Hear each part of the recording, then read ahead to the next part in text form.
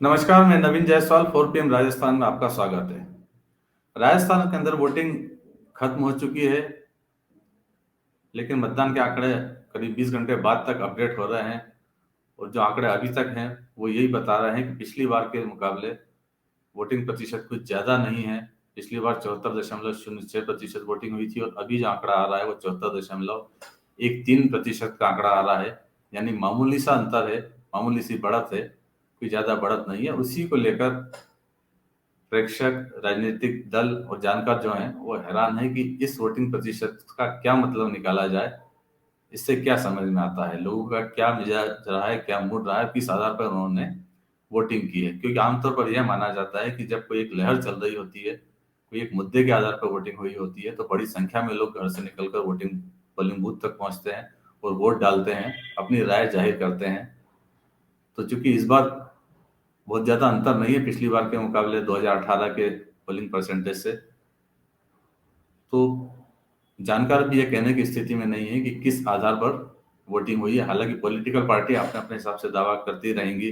कांग्रेस से अगर बात करेंगे तो कहेंगे गारंटी के ऊपर वोट पड़े हैं, और बीजेपी से बात करेंगे तो बीजेपी कहेंगे कि करप्शन और पेपर लीक और दूसरे मुद्दे के आधार पर वोट पड़े हैं, मोदी के आधार पर वोट पड़े हैं। पर पोलिंग परसेंटेज इन बातों को सपोर्ट नहीं करता है। इससे समझ में नहीं आता है कि किस किस आधार पर वोट पड़े हैं। लेकिन फिर भी कुछ ऐसी सीटें हैं जहां पर पोलिंग परसेंटेज कितना रहा है, वहां कितनी वोटिंग हुई है, इसके आधार पर हम वोटर का मिजाज आसानी से समझ सकते हैं। क्योंकि बीजेपी ने जिस तरह से कुछ बड़े मुद्दे उठाने की कोशिश की थी, वो मुद्दे कहीं ना कहीं एक पर्टिकुलर सीट से जुड़े हैं, किसी केंद्र से जुड़े हुए हैं, और वहां के लोगों का, वोटर का क्या मिजाज रहा है, उनका क्या मूड रहा है, वहां उन्होंने कितनी वोटिंग की है, उससे उन मुद्दों की जांच पड़ताल हो सकती है। ये समझा जा सकता है कि उस मुद्दे के आधार पर उस सीट पर कितनी वोटिंग हुई है। बीजेपी ने जो बड़े मुद्दे बनाए थे उसके अंदर एक सबसे बड़ा मुद्दा था कन्हैयालाल दर्जी की हत्या का। उदयपुर शहर में यह कांड हुआ था और बीजेपी ने, प्रधानमंत्री नरेंद्र मोदी ने, योगी आदित्यनाथ या केंद्रीय गृह मंत्री अमित शाह, तीनों ने, और बीजेपी के दूसरे नेताओं ने भी लगभग हर सभा के अंदर इस मुद्दे को टच किया है। पब्लिक के सामने इस नाम पर वोट मांगे हैं कि आतंकवाद की घटनाएं बढ़ रही है, सर तन से जुदा के नारे लग रहे हैं, और जिस तरह का कांड हुआ, अगर बीजेपी की सरकार होती तो नहीं होती, नहीं होता। प्रधानमंत्री ने तो यहाँ तक कहा कि यह कांड इसलिए हुआ क्योंकि यहाँ की सरकार आतंकियों से सहानुभूति रखती है।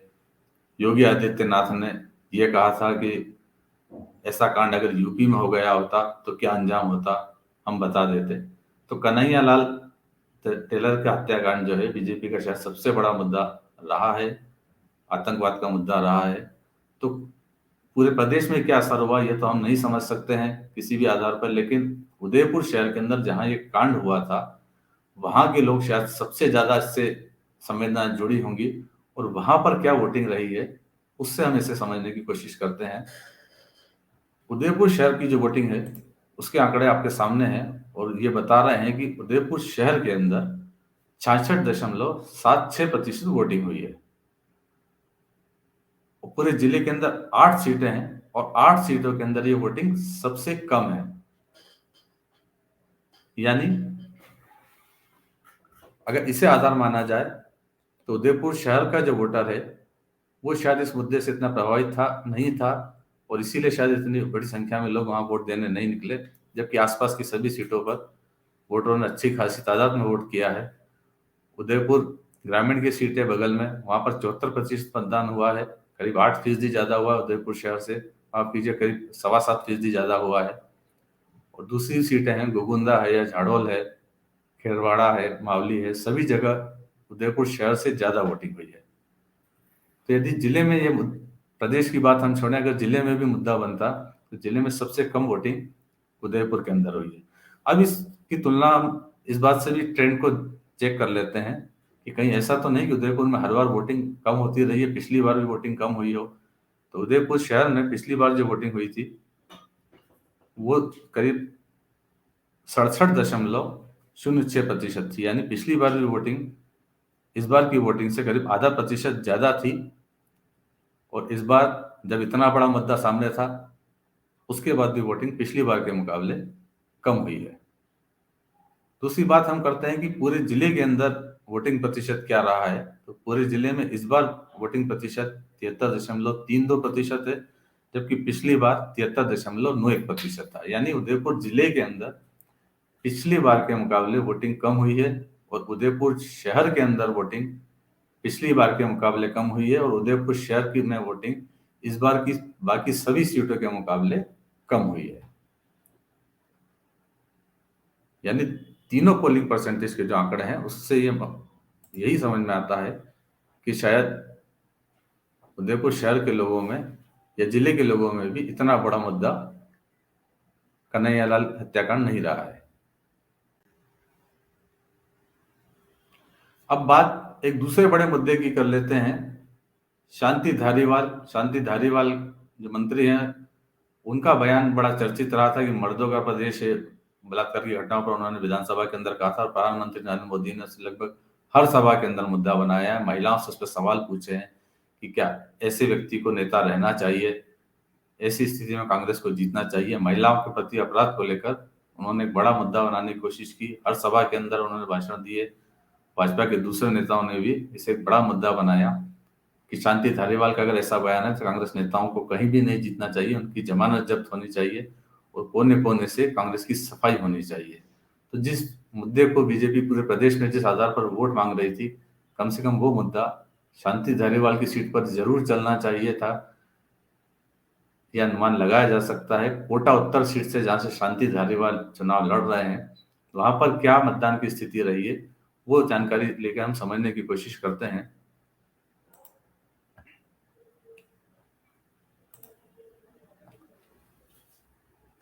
ये आपके सामने जो आंकड़े हैं, कोटा जिले की सीटों के आंकड़े हैं। कोटा नॉर्थ के अंदर, जहां से शांति धारीवाल उम्मीदवार हैं, करीब 74% वोटिंग हुई है, और पूरे जिले के अंदर 76% वोटिंग हुई है। तो यानी जिले में जितनी वोटिंग हुई है उससे कम वोटिंग कोटा उत्तर की सीट पर हुई है, धारीवाल की सीट पर हुई है। जिले में 6 सीटें हैं, और 6 सीटों के अंदर 4 सीटों पर इससे ज्यादा वोटिंग हुई है। सिर्फ एक कोटा साउथ की सीट है जहां पर इससे कम वोटिंग हुई है, 73.47% है। बाकी अगर आप देखें, सांगोद के अंदर 79.24% है पोलिंग का परसेंटेज है। रामगंज मंडी में भी 78% से ज्यादा वोटिंग हुई है। पीपलदा में 76.93% है। लाटपुरा के अंदर 75.15% है, और इन सबसे नीचे कोटा उत्तर की सीट है। यानी जिले के अंदर कोटा उत्तर के अंदर वोटिंग कम हुई है। लोगों ने शायद इसे मुद्दा नहीं समझा, कम से कम इस मुद्दे पर वोट डालने बाहर नहीं निकले। हो सकता है दूसरे मुद्दे जरूर वहां पर होंगे जिन मुद्दों के आधार पर वोटिंग हुई, लेकिन अगर मर्दों का प्रदेश वाला बयान इतना आपत्तिजनक होता तो यहाँ पर वोटिंग का प्रतिशत ज्यादा होना चाहिए था। अब कोटा उत्तर के अंदर वैसे ट्रेंड क्या रहा है, क्या हमेशा वोटिंग यहाँ पर इतनी ही प्रतिशत होती रही है? पिछली बार के आंकड़ों को भी हम चेक कर लेते हैं। 2018 के अंदर यहाँ पर 74.39% वोटिंग हुई थी। यानी पिछली बार के मुकाबले भी इस बार वोटिंग कोटा उत्तर के अंदर कम हुई है। इसके अलावा जिले के आंकड़े की बात कर ले तो पिछली बार कोटा जिले के अंदर 75.43% वोटिंग हुई थी, इस बार 76% वोटिंग हुई है। यानी पिछली बार के मुकाबले जिले का औसत ज्यादा है, लेकिन शांति धारीवाल की जो सीट है कोटा उत्तर, वहां पर वोटिंग पिछली बार से कम हुई है। तीसरा बड़ा मुद्दा जो बना है वो मुद्दा है गोविंद सिंह डोटासरा का। उनके ऊपर ईडी की कार्रवाई हुई, और पेपर लीक को बीजेपी ने एक बड़ा मुद्दा बनाया। शायद उतना ही बड़ा मुद्दा जितना कन्हैया टेलर का, उससे भी बड़ा मुद्दा अंत की सभाओं के अंदर बना। पेपर लीक को लेकर युवाओं का भविष्य बर्बाद कर दिया गया। बीजेपी ने कई तरह के आरोप भी लगाए थे, वैसे बड़ा मुद्दा बनाने की कोशिश की। प्रधानमंत्री नरेंद्र मोदी हर सभा के अंदर पेपर लीक की बात जरूर करते थे, और उन्होंने गारंटी भी दी कि इसके आरोपियों को वो नहीं छोड़ेंगे। तो सीकर जिले की लक्ष्मणगढ़ सीट से प्रदेश कांग्रेस अध्यक्ष गोविंद सिंह डोटासरा चुनाव लड़ रहे हैं, और उन्हीं पर ईडी की कार्रवाई हुई थी। जयपुर के आवास में भी हुई थी, और सीकर के आवास में पर भी हुई थी। यहाँ पर वोटिंग क्या रही है ये जानने की कोशिश करते हैं।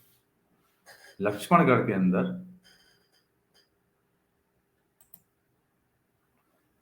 ये सीकर जिले के आंकड़े हैं। सीकर जिले की लक्ष्मणगढ़ सीट पर करीब 76.47% वोटिंग हुई है, और पूरे जिले का जो औसत है वो 73.01 है। यानी पूरे जिले के मुकाबले लक्ष्मणगढ़ में करीब 3.5% ज्यादा वोटिंग हुई है। काफी अच्छी वोटिंग हुई है यहाँ पर। और इसे हम चेक करते हैं कि पिछले साल के मुकाबले यहाँ पे क्या ट्रेंड रहा है। कहीं ऐसा तो नहीं कि लक्ष्मणगढ़ में हर बार इतनी ज्यादा वोटिंग होती है।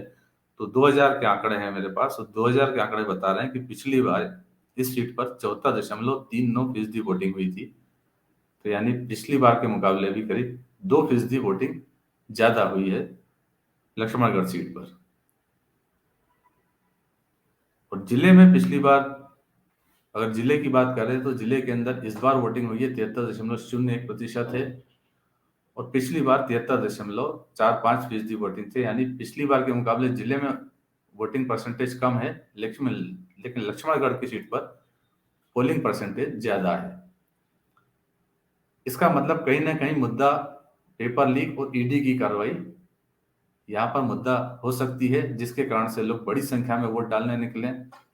पेपर लीक का मुद्दा डोटासरा के खिलाफ जाता है, लेकिन ईडी की कार्रवाई को लेकर उन्होंने विक्टिम कार्ड खेला था, और कहीं न कहीं कोशिश की थी कि उन्हें परेशान करने की कोशिश की जा रही है, वो दिखाने की कोशिश की थी, तो शायद उन्हें इससे सहानुभूति भी मिली हो।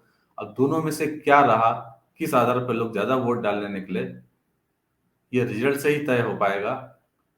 डोटासरा यदि जीतते हैं तो शायद उनका विक्टिम कार्ड चल गया, और डोटासरा यदि हारते हैं तो पेपर पेपर लीक यहाँ पर बड़ा मुद्दा रहा, लोगों ने उसके आधार पर वोट दिए, ऐसा माना जा सकता है।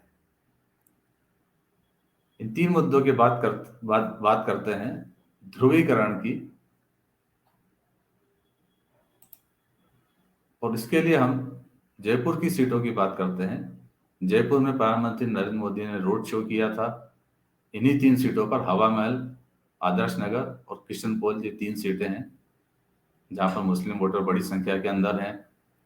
दो कांग्रेस विधायक हैं, और तीसरी सीट हवा महल पर एक महंत को बीजेपी ने यहाँ से लड़ाया, और उम्मीद की जा रही थी कि पूरे परकोटे के अंदर तीनों सीटों के ऊपर उस महंत के चुनाव लड़ने से जो बाल मुकुंदाचार्य हवा महल सीट पर उनको लड़ाया गया, उससे पूरे हिंदुत्व का कार्ड खेला, और कहीं ना कहीं ध्रुवीकरण करने की कोशिश की गई थी। तीनों सीटों पर क्या पोलिंग परसेंटेज रहा है उसको भी हम देखते हैं। सबसे ऊपर है आदर्श नगर। आदर्श नगर में इस बार 72.98%, यानी लगभग करीब 73% वोटिंग हुई है। और जिले में 19 सीटें हैं। 19 सीटों के अंदर जो वोटिंग हुई है उसके अंदर आदर्श नगर का 13वां नंबर आता है। यानी 12 सीटों पर वोटिंग आदर्श नगर से ज्यादा हुई है इस बार। आदर्श नगर का नंबर 13वां है। 2018 के अंदर आदर्श नगर में 72.06% वोटिंग हुई थी, और इस बार भी 72.98% वोटिंग है, तो करीब 1% के लगभग वोटिंग पिछली बार के मुकाबले ज्यादा है। दूसरी सीट है हवा महल, जहां से महंत बाल मुकुंदाचार्य, जो हाथोज के महंत हैं, वो चुनाव लड़ रहे हैं, गदा लेकर निकलते हैं चुनाव प्रचार में, जय श्री राम के नारे लगाते हैं, हिंदुत्व के मुद्दे पर पूरी तरह पोलराइजेशन कराते हुए चुनाव उन्होंने लड़ा था। उनकी सीट पर इस बार वोटिंग हुई है 76.9% वोटिंग हुई है। और पूरे जिले की 19 सीटों से तुलना की जाए तो हवा महल में इस बार जो वोटिंग हुई है उसका नंबर 10वें नंबर पर आता है। यानी 9 सीटों पर हवा महल से ज्यादा वोटिंग हुई है। हवा महल में 9 सीटों के से कम वोटिंग हुई है। तो जिले की बात करें तो ये कोई अच्छा आंकड़ा, शायद उनको ज्यादा उम्मीद बीजेपी को इससे नहीं होगी।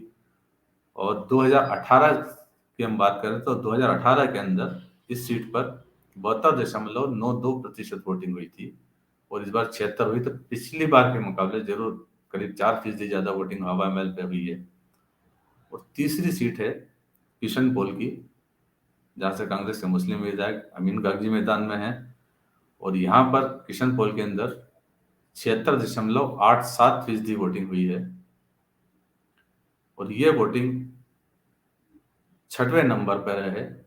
यानी 19 सीटों में 5 सीटों पर किशनपोल से ज्यादा वोटिंग हुई है, और 6वां नंबर है। लेकिन पीछे अगर देखें तो 19 सीटों में से बाकी जो 12-13 सीटें हैं उस पर वोटिंग किशनपोल से कम हुई है। किशनपोल का तो ये आंकड़ा हम पिछली बार के से चेक करते हैं कि यहाँ क्या ट्रेंड रहा है वैसे वोटिंग का। किशनपोल में 2018 के अंदर 71.91% वोटिंग हुई थी, यानी करीब 72% वोटिंग हुई थी, और इस बार करीब 77% वोटिंग हुई है।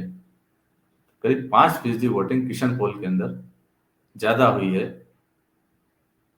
बीजेपी ने यहाँ भरपूर कोशिश की थी कि यहाँ 100% वोटिंग का टारगेट लेकर चल रहे थे किशनपोल, हवा महल और आदर्श नगर सीटों पर। तो यहाँ पर इस बार वोटिंग का प्रतिशत पिछली बार से ज्यादा है इन दो सीटों पर। तो कहीं ना कहीं जो बीजेपी की कोशिश थी वो शायद यहाँ पर कुछ परवान चढ़ी है। अब बात ध्रुवीकरण वाली कुछ और सीटों पर भी कर लेते हैं। बीजेपी के दो मंत्रालय हैं, बाबा बालकनाथ और प्रतापपुरी। उनकी सीटों का क्या हाल है? प्रतापपुरी जो जैसलमेर जिले की पोखरण सीट से मैदान के अंदर है, उनके सामने साले मोहम्मद है, वो भी संत धार्मिक गुरु हैं। तो दोनों के बीच में मुकाबला था। तो इस बार पोखरण के अंदर वोटिंग हुई है, 87.79% वोटिंग हुई है। जिले में दो ही सीटें हैं, जैसलमेर और पोखरण है। तो जैसलमेर में 77.48% वोटिंग हुई है, यानी जैसलमेर से पोखरण में 10% से भी ज्यादा वोटिंग हुई, करीब 10.5% वोटिंग ज्यादा हुई है जिले की दूसरी सीट से। पोखरण में इस बार काफी अच्छी वोटिंग हुई है। और इसका पोखरण को पिछली बार क्या आंकड़ा रहा था, मगर हमें वो देखना ज्यादा जरूरी है कि पोखरण का ट्रेंड क्या है, क्या वहां हर बार ऐसी ही वोटिंग होती है। 2018 का जो आंकड़ा है वो बताता है कि पिछली बार यहाँ पर 88.09% वोटिंग हुई थी, यानी इस बार जो वोटिंग हुई है उससे भी ज्यादा वोटिंग पिछली बार हुई थी। इस बार की वोटिंग पिछली बार से कम है।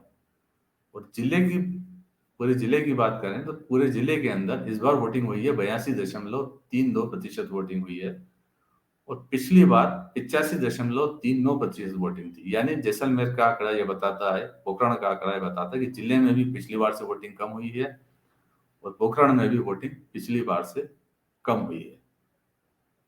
दूसरी सीट है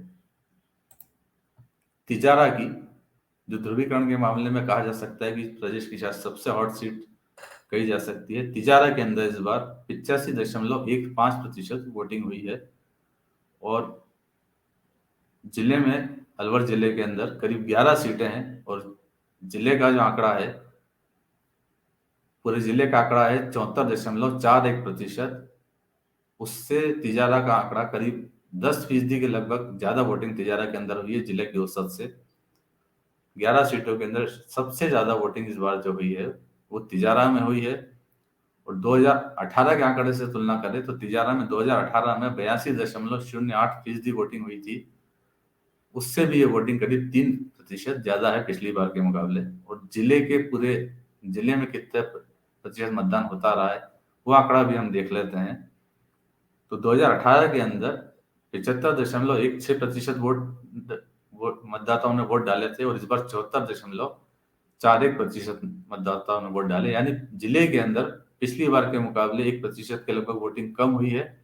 लेकिन तिजारा के अंदर वोटिंग पिछली बार के मुकाबले 3% ज्यादा हुई है, यानी तिजारा में वो कार्ड चला है, ध्रुवीकरण के मुद्दे चला है। या कहें कि जिस तरह से बाबा बालकनाथ ने बीजेपी ने तैयारी की थी कि 100% वोटिंग करानी है। मैं आपको दो बयान याद दिला देता हूँ।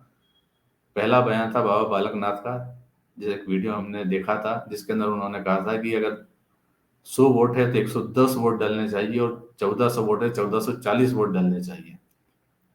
कहीं ना कहीं फर्जी मतदान की तरह उनका बयान लग रहा था कि फर्जी मतदान को प्रमोट कर रहे हैं। तो उसके ऊपर चुनाव आयोग ने उन्हें नोटिस भी दिया था। बाबा का एक और बयान था जिसमें उन्होंने भारत पाकिस्तान का मैच बताया था इस चुनाव को, तब भी यही कहा था कि सामने वाले 100% वोटिंग करते हैं और हमें भी ज्यादा से ज्यादा वोटिंग करनी है। तो बीजेपी का बाबा बालकनाथ का फोकस रहा था कि ज्यादा से ज्यादा वोटिंग हो, तो ज्यादा से ज्यादा वोटिंग की गवाही ये आंकड़े दे रहे हैं। तो ये कुछ सीटें थी, जो 5 सीटें, जिनसे हम आसानी से समझ सकते हैं कि प्रदेश के अंदर कौन से मुद्दे ने कितना असर किया है और उन्होंने कितना वोटरों को पोलिंग बूथ तक खींचने में पार्टियों की मदद की है। अब 3 दिसंबर को जब नतीजे आएंगे तो हम इन मुद्दों को ज्यादा बेहतर तरीके से समझ सकेंगे कि कौन से मुद्दे पूरे प्रदेश में चल सके या नहीं चल सके, और सीटों पर उनका क्या रिजल्ट रहा। तो इंतजार कीजिए 3 दिसंबर तक, और तब तक देखते रहिए 4PM राजस्थान को। चैनल को ज़्यादा से ज़्यादा सब्सक्राइब कीजिए, वीडियो को लाइक भी कीजिए, वीडियो के लिंक को शेयर भी कीजिए। नमस्कार।